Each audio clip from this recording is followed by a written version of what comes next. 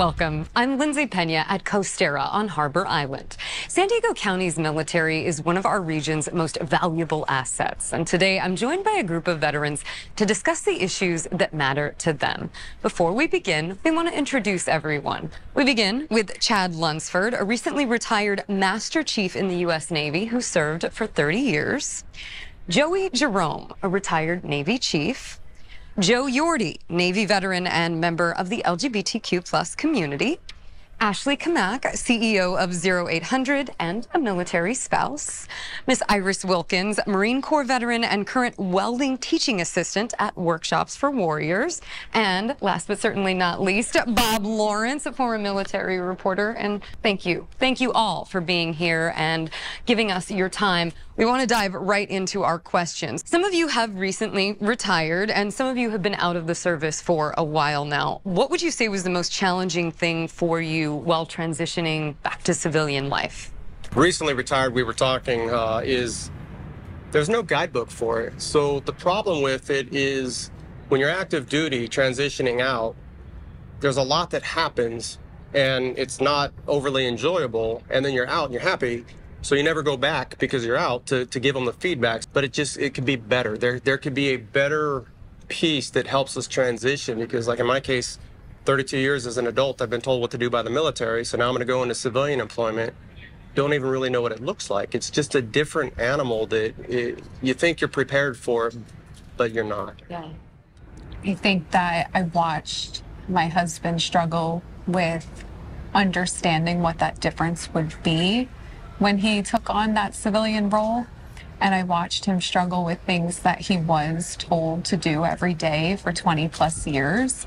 But I saw him excited to reacclimate with the community and really come home and be home and feel that family again that he would lose every time he would deploy. From my own personal experience and through other veterans that I know, veteran homelessness is actually something pretty common, or just finding the ability or the resources to prevent going homeless. So oftentimes veterans find themselves in positions where they're couch surfing, and some might even have families, and they can't access these resources until they've already spent their first days on the street. So along with transitioning in our TRS programs that we have, just knowing what resources are available to you or how to access these as a preventative measure would be really helpful. I got out almost 18 years ago, and I'm only now taking advantage of VA benefits that I was entitled to for the entire 18 years.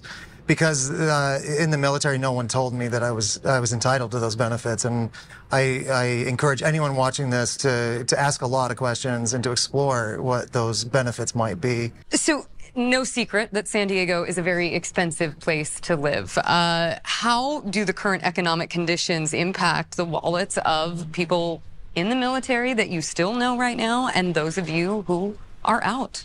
Cost of living's rough. Normal cost increases for sailors, service members, doesn't keep up, especially if you're a younger sailor, maybe junior in pay grade, and you've got a family trying to live anywhere close to San Diego. Plus, San Diego itself has a bit of a housing crisis going on, so just finding a place. Rent is well above BH in most cases, so it's hard. Solutions-wise, I don't know. I'm sure somebody smarter than me's looked at it at one point, but why is active duty or military pay taxed? That little bit of money back in a sailor's pocket or a service member's pocket would make a huge quality of life improvement. So if people are looking for ways to fix it, can't change how expensive San Diego is, but maybe putting a little bit of money back in a service member's pocket for their family would be beneficial.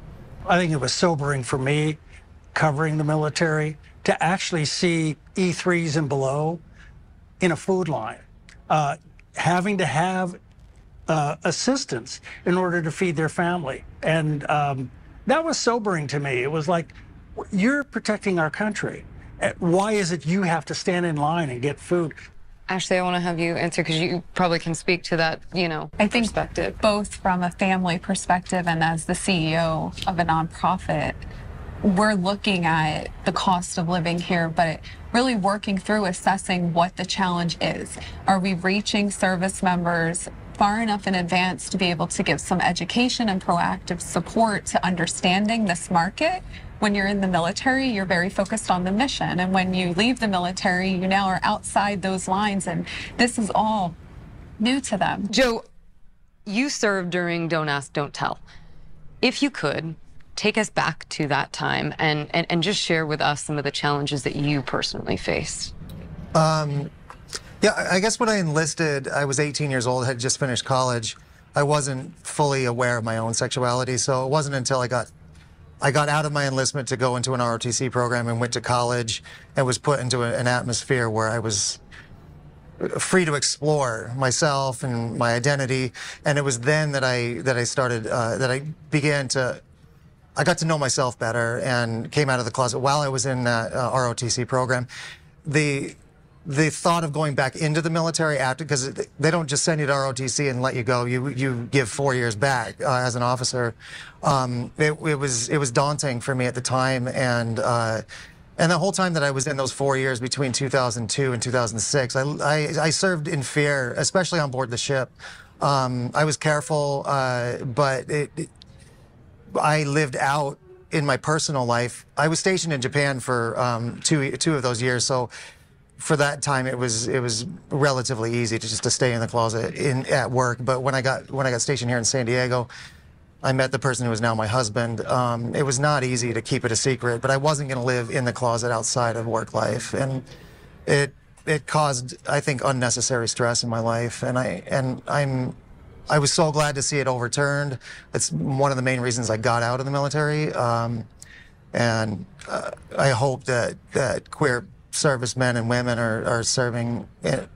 I hope their experience is better than mine. I wanted to hop in on what you said, that you hope that new service members are living a better experience. We are.